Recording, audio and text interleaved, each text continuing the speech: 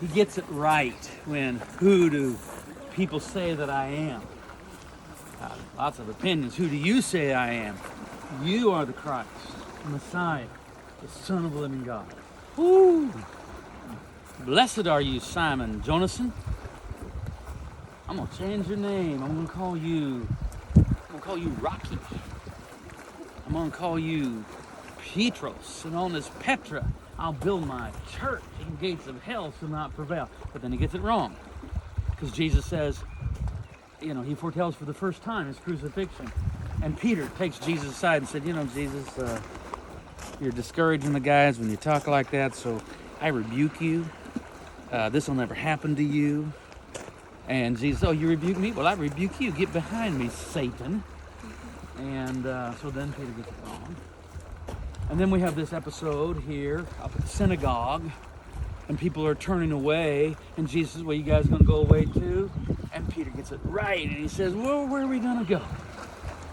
You alone have the words of life. At least we know that. We don't know where else to go. We're sticking with you. He gets it right.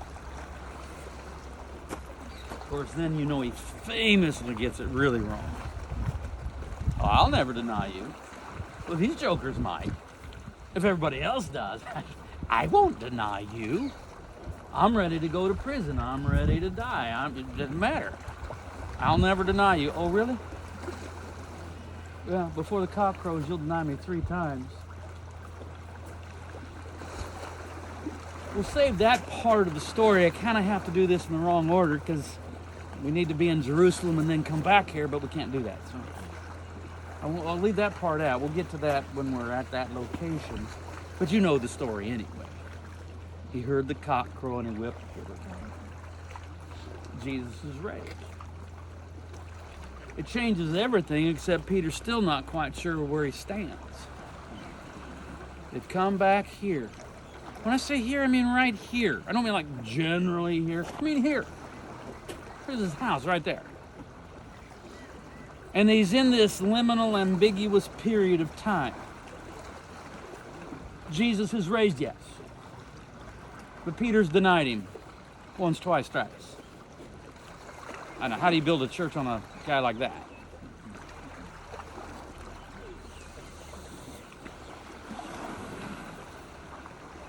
I'm going fishing. And 6 other disciples say, yeah, we'll go with you. Now, when Peter says I'm going fishing, I don't think he means I'm going to go and have go recreationally fish for trout in some mountain stream. He means probably I'm going back to what I did before. I'm going back and I'm fishing. What else am I going to do? I mean, how am I going to be a Jesus guy? I denied him 3 times. So he go out and he fishes all night long. Catches nothing. Keeps coming up empty.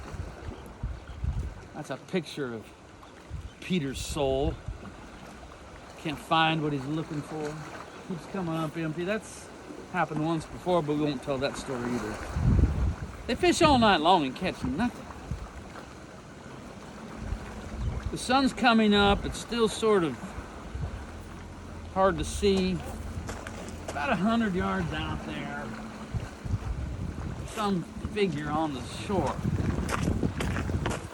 Hey guys, you got any fish? No. Throw some on the right side. Throw your nets on the right side. They're thinking like all the fish are on the right side. Whatever. They throw it in, begin to pull. 153 fish. John says, "It's the Lord." Of course it is. And Jesus and Peter, ever impetuous, always just the first. He's not even going to wait for the boat.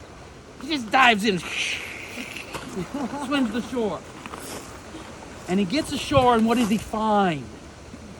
What does he find? Somebody tell me, quick, it's going to storm. Tell me, what do they find? A charcoal fire. Charcoal fire. A charcoal fire. That term, charcoal fire, is mentioned exactly twice in the Bible. Here, and remember when Peter was called? Caiaphas' courtyard. He was around a charcoal fire. Jesus has recreated the scene of the crime. He says, uh-oh, charcoal fire.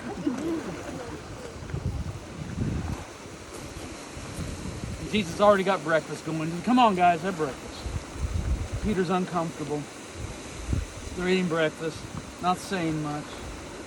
And then Jesus says, Simon, son of John. Doesn't call him Peter. Simon Jonason, you love me more than me? I love you. Feed my sheep. Simon, son of Jonah, you love me more than these? I love you. Tend my lambs.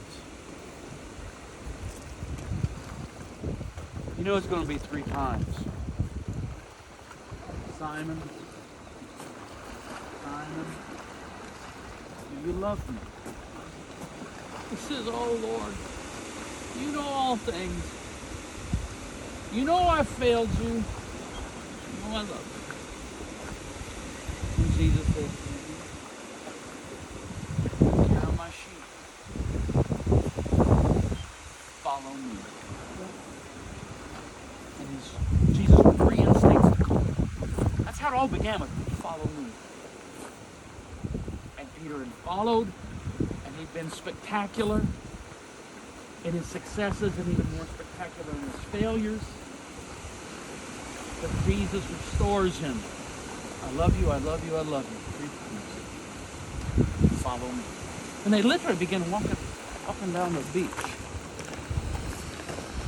And John followed.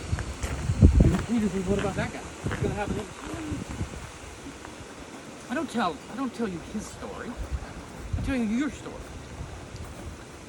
I'll tell you your story. You've always just done your thing. You go where you go. You do what you do. When you're old, it'll take you where you don't want to go. You stretch out your arms.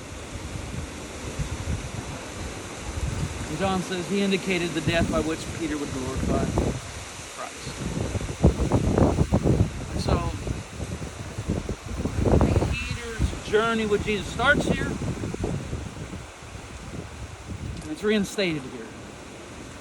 And finally, they'll take him all the way to Rome, but we're not going to Rome.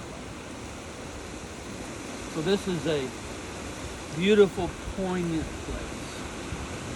And we've got, unless it really starts storming, we've got time here. We can go up to the church if it really starts storming.